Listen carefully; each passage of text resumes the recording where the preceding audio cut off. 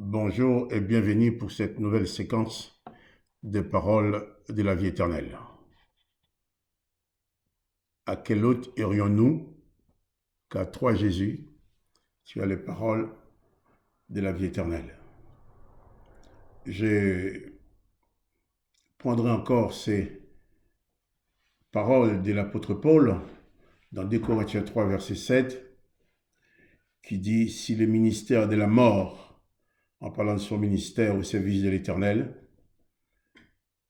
et dit pour son ministère au service de Jésus, le ministère de la vie et le ministère de l'esprit. » Jésus-Christ n'est pas venu sur la terre pour nous bricoler une vie à peu près sur ce qui existait déjà. D'ailleurs, Paul va dire dans 2 Corinthiens 5, verset 17, « Si quelqu'un est dans le Christ, il est une nouvelle création. Les choses anciennes sont passées, mais toutes choses sont devenues nouvelles. » Il ne s'agit pas de prendre le passé, de bricoler à notre sauce pour faire quelque chose qui nous convient, mais il s'agit de passer vraiment à une vie nouvelle. Et Jésus a dit à Nicodème dans Jean chapitre 3 qu'il faut naître de nouveau. Bien sûr, Nicodème avait un problème, mais comment je vais faire pour entrer dans le ventre de maman et renaître? Et Jésus va dire à Nicodème, mais tu es le docteur d'Israël et tu ne comprends pas ces choses. Celui qui est né de l'esprit est esprit, celui qui est né de la chair est chair. Et il va lui dire surtout, si un homme n'est né d'eau et d'esprit. Ah, naître d'eau et d'esprit. Une naissance complètement différente que ce qui s'est passé en Éden. En Éden, l'homme a été fabriqué à partir de l'eau et de la boue. Et après, l'Éternel va bien le rappeler à l'homme, tu n'es que poussière. Et la seule espérance qui existe pour toi, c'est de retourner en poussière. Tu es exclu de la vie éternelle, tu es voué à l'extermination, alors tu es poussière, tu retourneras en poussière. Et Jésus va dire, bien, naître d'eau, oui, l'eau est encore là, mais il n'y a pas la poussière. Naître d'eau et d'esprit, pour avoir une vie nouvelle. Et Jésus va dire aussi, dans Matthieu 16, verset 24, il dit, si quelqu'un veut venir après moi, en tant que fils de mon Père, eh bien qu'il renonce à lui-même, à ce qu'il est, qu'il se charge de sa croix et qu'il me suive. Et pendant toutes les années du ministère de Jésus sur la terre, Jésus va parler de son Père. Et cherchez dans le Nouveau Testament, vous ne trouverez aucun endroit où Jésus a prononcé le nom de l'Éternel des armées. Cherchez dans les épîtres, vous ne trouvez aucun endroit où les apôtres ont parlé ou invoqué le nom de l'Éternel des armées. Dans la bouche du Seigneur Jésus et de ses premiers disciples, que ce soit pour leurs prières, louanges ou exhortations, il n'est question que du Père, du Fils et du Saint-Esprit, mais jamais de l'Éternel des armées. Et pourtant, Jésus était dans le pays où tout le monde connaissait l'Éternel, tout le monde connaissait l'Éternel des armées, tout le monde l'invoquait, mais Jésus adressait toujours ses prières au Père. Jésus va même dire que personne ne connaît qui est le Père, si ce n'est le Fils. Le Père était méconnu, mais Jésus est venu sur la terre pour apporter aux hommes la révélation du Père. Donc, raison pour laquelle, de sa bouche, il n'adressait aucune prière à l'Éternel, mais toujours au Père. Et les apôtres l'ont suivi pareil.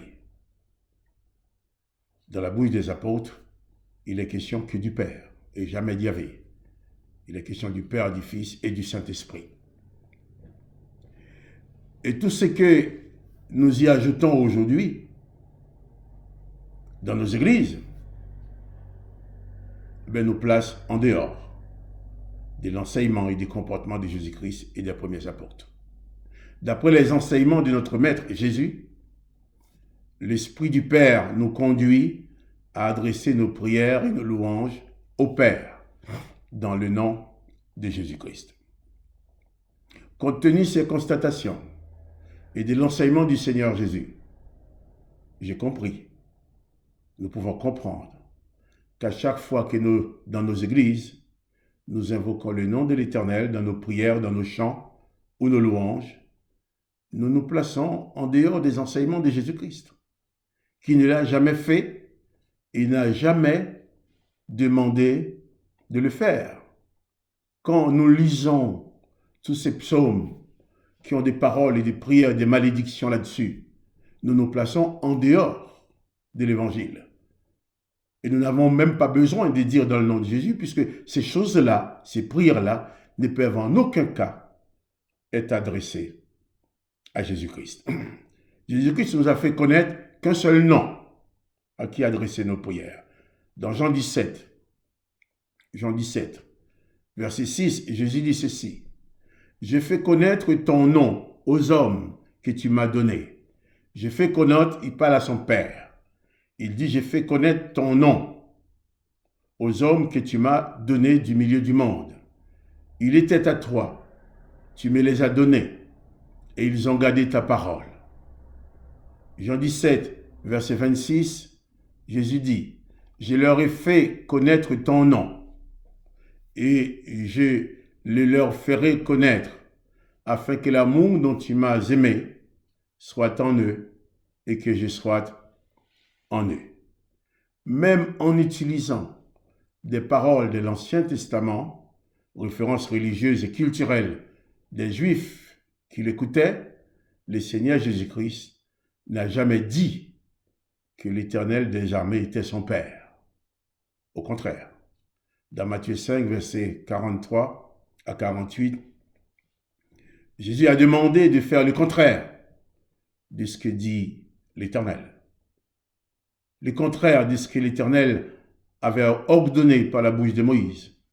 Et il dit, afin d'être fils du Père qui est dans les cieux. Faire le contraire des ordonnances de l'Éternel, afin d'être fils du Père qui est dans les cieux. Matthieu 5, verset 38 à 48, nous allons faire cette longue lecture. Vous avez appris qu'il a été dit, œil pour œil et dent pour dent. Mais moi, je vous dis de ne pas résister aux méchants. Si quelqu'un te frappe sur la joue droite, présente-lui aussi l'autre. Mais moi, je vous dis de ne pas résister aux méchants. Si quelqu'un te frappe sur la joue droite, présente-lui aussi l'autre. Là, Jésus demande de faire le contraire de ce que l'Éternel avait ordonné. Verset 41. Si quelqu'un te force à faire 1000, fais-en 2 avec lui. Donne à celui qui te demande et ne te détourne pas de celui qui veut emprunter de toi. Et Jésus dit encore, vous avez appris qu'il a été dit, tu aimeras ton prochain et tu haïras ton ennemi. Mais moi, Jésus, je vous dis, aimez vos ennemis, bénissez ceux qui vous maudissent, faites du bien à ceux qui vous haïssent, et priez pour ceux qui vous maltraitent et qui vous persécutent. Et tout cela, il ajoute, afin que vous soyez fils de votre Père qui est dans les cieux.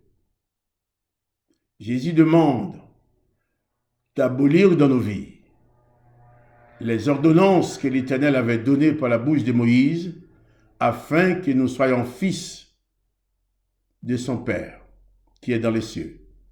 Car il fait lever son soleil sur les méchants et sur les bons. Et il fait pleuvoir sur les justes et les injustes. Verset 46, Jésus dit ceci. Si vous aimez ceux qui vous aiment, quelle récompense méritez-vous? Le publicain aussi, n'agisse-t-il pas de même? Et si vous saluez seulement vos frères, que faites-vous d'extraordinaire? Les païens aussi n'agissent-ils pas de même? Verset 48, Jésus va dire, « Soyez donc parfaits, comme votre Père céleste est parfait. » Et dans Luc 6, versets 35 à 36, il dit, « Mais aimez vos ennemis, faites du bien et prêtez sans rien espérer. Et votre récompense sera grande et vous serez fils du Très-Haut, car il est bon pour les ingrats et pour les méchants. Soyez donc miséricordieux comme votre Père est miséricordieux. » Le Seigneur Jésus nous demande de désobéir aux ordonnances de l'Éternel, qui dit œil pour œil, dent pour dent, et d'aimer même nos ennemis, afin de devenir fils de notre Père qui est dans les cieux. La présence de Jésus dans nos vies suppose une transformation profonde. Jésus parle de renoncement à soi-même. Jésus parle d'une nouvelle naissance. Il ne s'agit pas de prendre les ordonnances de l'Éternel et les paroles de Jésus, de faire notre mixture, comme on nous demande de faire dans nos églises évangéliques. De réciter tel psaume, telle prière de David et prière de malédiction, et ensuite de prononcer la bénédiction de Christ. Frères et sœurs, chers amis, arrêtons de fabriquer ce genre de mélange qui ne font que nous éloigner de Jésus-Christ, nous éloigner des paroles de la vie éternelle. Jésus lui-même a dit, « Nul ne peut servir deux maîtres. » Effectivement, si vous avez deux chefs, deux commandants, vous arrivez dans un carrefour, il y en a un qui vous dit à droite, l'autre vous dit à gauche, qu'allez-vous faire? Qu'allez-vous faire? C'est vrai. L'Éternel a donné la loi à Israël par la bouche de Moïse. La loi est bonne. Jésus-Christ lui-même a dit qu'il n'est pas venu abolir la loi. Dans Matthieu chapitre 5, verset 17, « Je ne suis pas venu abolir la loi, mais je suis venu l'accomplir. » Mais Jésus nous a fait constater qu'il nous est impossible d'accomplir cette loi sans désobéir aux ordonnances de l'Éternel. Puisque l'Éternel a donné la loi à Israël, mais tout de suite après, il a donné plein d'ordonnances qui les obligent à faire le contraire de ce que dit la loi. Nous reviendrons dessus dans une autre séquence. Mais quand la loi dit « tu ne tueras point », l'Éternel ordonne au peuple de tuer. Tu ne déroberas point, l'Éternel les ordonne de dérober. Tu ne feras pas des faux témoignages, l'Éternel lui-même envoie son mauvais esprit à lui sur les prophètes pour faire des faux témoignages. Donc la loi, oui, tu ne tueras point, c'est bien. Mais Jésus a dit qu'il accomplit cette loi. Mais pour entrer dans l'accomplissement de cette loi, il faut abolir de vos vies les ordonnances de l'Éternel. Autant que tous, en se disant chrétiens, on va persister à retourner dans le passé. Les choses anciennes sont passées, dit l'apôtre Paul. Toutes choses sont devenues nouvelles.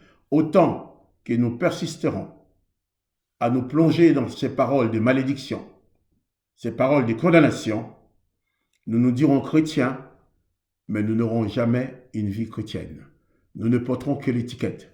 Bien entendu, nous serons toujours là pour suivre, pour applaudir nos leaders, nos pasteurs, qui eux-mêmes utilisent tous les moyens possibles pour nous maintenir dans l'esclavage du passé. Frères et sœurs, comme je vous dis, moi je vous parle, je n'attends rien de vous.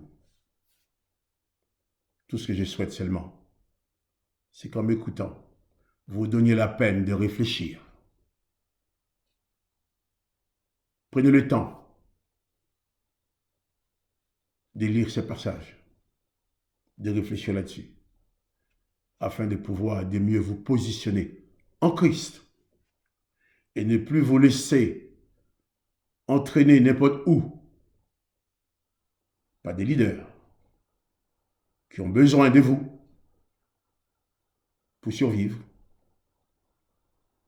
qui veulent vous placer sous leur domination, vous menaçant de malédiction et bénédiction, selon que vous donnez votre argent ou pas, qui va vous dire qu'ils vont prier pour vous, mais après la prière, il faut donner une enveloppe. La prière a un prix. Entre les mains de ces gens-là, vous serez des choses complètement manipulables qu'ils vont utiliser pour, je dirais, pour leur ventre, mais pas pour vous amener à Christ.